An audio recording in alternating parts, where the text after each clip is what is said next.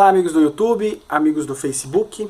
Hoje eu quero mandar, em primeiro lugar, um forte abraço aí para o meu amigo pastor César Samuel, né?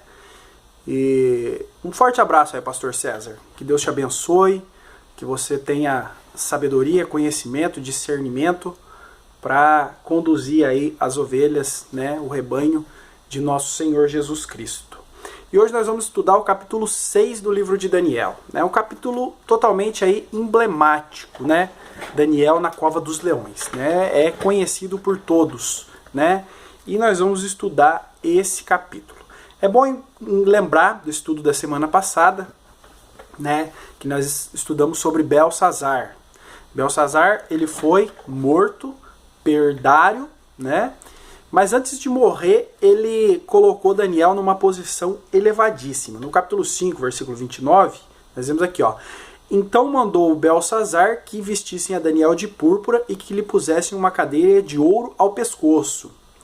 E proclamassem a respeito dele que havia ser o terceiro no governo do seu reino. E Dário, o Medo, ocupou o reino, sendo da idade de 62 anos. Então,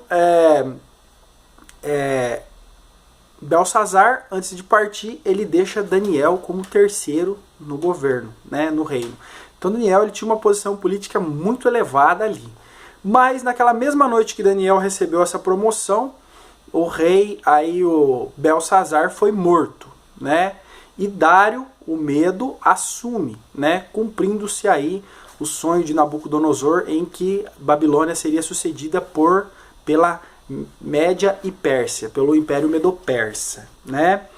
E Dário, quando assume aí o governo da Babilônia, o reinado da Babilônia, ele deixa Daniel continuar com a sua posição política. Então nós vemos aí que os reinos passam, as coisas mudam, mudam-se aí os governadores, os chefes, os líderes, os patrões, tudo, mas aquele que é de Deus, ele permanece. E Deus permitiu aí que Daniel continuasse. E Daniel foi promovido mais uma vez aqui, ó. Vamos ver aqui, capítulo 6 agora, versículo 1 e 2, ó. E pareceu bem ao rei Dário constituir sobre o reino 120 príncipes, que estivessem sobre todo o reino, e sobre eles 3 presidentes, dos quais Daniel era um, aos quais estes príncipes dessem conta para o que o rei não sofresse dano. Então ele coloca 120 príncipes, certo? Ou seja, 120 políticos para cuidar do reino dele, porque a Babilônia era muito grande, uma cidade enorme, né? E também os arredores, que tudo foi conquistado. E 3 homens de altíssima confiança para que olhassem esses outros, né? Para que ajudassem aí Dário a governar, porque, né, era muito grande o domínio, né? E Daniel ficou aí entre os 3, os conselheiros do rei. E no versículo 4 diz que então no versículo 3, então o mesmo Daniel sobrepujou a esses presidentes e príncipes, porque nele havia um espírito excelente e o rei pensava constituí-lo sobre todo o reino. Então Daniel ele teve um espírito excelente, né? E nós estudamos e vimos aí no livro de Daniel a sinceridade de Daniel, como ele era um homem reto e íntegro, e isso aí apareceu, né? É um ensinamento importante para a nossa vida, né? A sinceridade, viver na sinceridade, né? E Daniel vivia essa sinceridade. A fé que ele tinha no coração era exteriorizada por isso e todos viam. E o rei ficou maravilhado aí com a honestidade, com a sinceridade de Daniel, queria colocá-lo sobre todos, né? Mas o que acontecia? Entre esses príncipes, esses presidentes, governadores aí da Babilônia, eles eram corruptos, né? Eles estavam roubando o reino, né? E Daniel, eles sabiam que ia ser um empecilho na vida deles, ia prejudicar aí toda a trama deles, toda a corrupção deles ia ser quebrada. Então o que eles fazem? Eles procuram aí um meio de derrubar Daniel, de tirar Daniel da jogada, porque não teria como envolver Daniel no esquema de corrupção deles, porque Daniel era íntegro, era reto, era sincero. Então, o que fazer, né? Nós temos que procurar uma ocasião contra ele, né? E no versículo 4 diz que eles não conseguiram achar nenhuma culpa em Daniel, não acharam nenhum meio de culpar Daniel de alguma coisa, de acusá-lo de algo. Maravilhoso, né? Um servo de Deus íntegro, reto, honesto, justo, né? É um exemplo para nossas vidas, a vida de Daniel e também dos seus amigos lá que estavam cativos na Babilônia. E eles armam aí um estratagema, uma forma de capturar Daniel, de conseguir alguma coisa com ele, né? E o que eles fazem? Eles sugerem ao rei: olha, rei, por que você não arma um edito em que ninguém possa pedir nada a outro Deus a não ser a você, né? No versículo 7, ó, todos os presidentes do reino, os capitães e príncipes, conselheiros e governadores concordaram em promulgar um edito real, confirmar a proibição de qualquer que, por espaço de 30 dias, fizer qualquer homem, e não a ti, ó rei, seja lançado na cova dos leões. Então qualquer pessoa que fizesse um pedido a qualquer deus que fosse no espaço de 30 dias, seria jogado na cova dos leões, né? Então foi essa maneira que eles acharam de capturar Daniel, de tirar sua vida, dessa forma. E falaram: olha, rei, se tiver que pedir qualquer coisa, vai ter que ser para você. E o rei ficou, né, maravilhado. Os bajuladores conseguiram aí convencê-lo, né? Ele aceitou essa bajulação, né?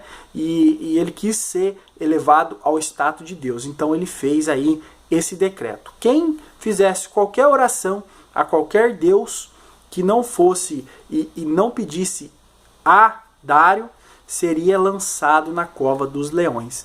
Então, outra lição importantíssima aí no livro de Daniel é a sinceridade de Daniel, né? Eles sabiam que Daniel seria fiel ao seu Deus, né? E quanto nós temos falhado aí em servir o nosso Deus, né? Uma lição aí de suma importância para as nossas vidas. Muito bem. E o edito foi feito, né? E o edito foi lançado. Mas Daniel não deixou. Olha só que lição interessante. Daniel ele só precisava ficar 30 dias disfarçando. Ele podia orar em pensamento, né? Podia deitar na cama dele, orar em pensamento, ninguém ia perceber. Podia conversar com Deus em pensamento. Mas Daniel, só por 30 dias, depois dos 30 dias passados, ele continuaria aí a sua vida normal. Mas ele não se rendeu a isso. Ele orava 3 vezes ao dia, com as janelas abertas, olhando para Jerusalém. E ele continuou aí fazendo isso, mesmo que isso lhe custasse a vida, né? Nós vemos aí uma história de um homem reto, de um homem honesto e sincero, que mesmo que lhe custe a vida, ele continua sendo fiel ao seu Deus, né? E hoje muitos, né, por qualquer prazer da vida, tá deixando o nosso Deus. E pegaram ele aí dentro do seu quarto, orando, com as janelas abertas, olhando para o lado de Israel, né? E correram logo e falou: aí, conseguimos o que nós queríamos, né? Versículo 13 e 14, né? Então responderam ao rei, dizendo-lhe: Daniel, que é dos filhos dos cativos de Judá, não tem feito caso de ti, né? Ó rei, nem do edito que assinaste, antes 3 vezes por dia faz a sua oração. Ouvindo então o rei essas palavras, ficou muito penalizado e a favor de Daniel propôs do seu coração livrá-lo. E até o pôr do sol trabalhou para salvá-lo. Então isso entristeceu o rei, porque o rei via em Daniel a sinceridade, né? Via em Daniel a retidão. Olha que maravilha, né? Pena que nós não somos assim hoje. E o rei tentou livrá-lo, mas naquela época, quando um rei fazia um edito, ele não podia revogar, não tinha como. Ele não podia desfazer aí o decreto que ele tinha feito, né? A lei teria que ser cumprida a qualquer custo, né? A lei teria que ser cumprida de qualquer forma, né? E o rei tentou, pensou, passou a noite em claro tentando uma forma de livrar Daniel, mas não teve jeito. Ele não poderia voltar atrás. Daniel teria que ser lançado na cova dos leões e com tristeza o rei faz isso. No versículo 16. Então o rei ordenou que trouxessem a Daniel e lançaram-no na cova dos leões. E falando o rei disse a Daniel: o teu Deus a quem tu continuamente serves, ele te livrará. E o rei, ele viu que a única solução, a única maneira que tinha era crer no Deus de Daniel, que ele ia livrar aí Daniel da boca dos leões, né? E o rei volta para sua casa e a noite passa com Daniel dentro da cova dos leões e a única coisa que ficou foi a esperança de que o Deus de Daniel o livraria, né? No versículo 20, o rei, no outro dia cedo, vai até a cova dos leões, né? Ele estava crente, ele estava firme em que Deus o livraria. E chegando-se à cova, chamou por Daniel com voz triste. E disse o rei a Daniel: Daniel, servo do Deus vivo, dar-se-ia o caso que o teu Deus, a quem tu continuamente serves, tenha podido livrar-te, né? E o Daniel responde: o meu Deus enviou o seu anjo e fechou a boca dos leões para que não me fizessem dano, porque foi achada em mim inocência diante dele, e também contra ti, ó rei, não tenho cometido delito algum. Agora fala para mim, um homem que passa uma noite inteira dentro de uma cova, junto com leões selvagens, ferozes e possivelmente famintos, né? E você, né? Depois de saber que ele passou uma noite lá, você teria a consciência de ir lá chamar por ele, né? Qual é o natural? Ele deveria ter sido despedaçado, né? Não era para estar vivo, né? E nós vemos que a sinceridade de Daniel, né, causou aí a conversão do rei, né? O rei se converteu, o rei passou a crer no Deus de Daniel como única saída.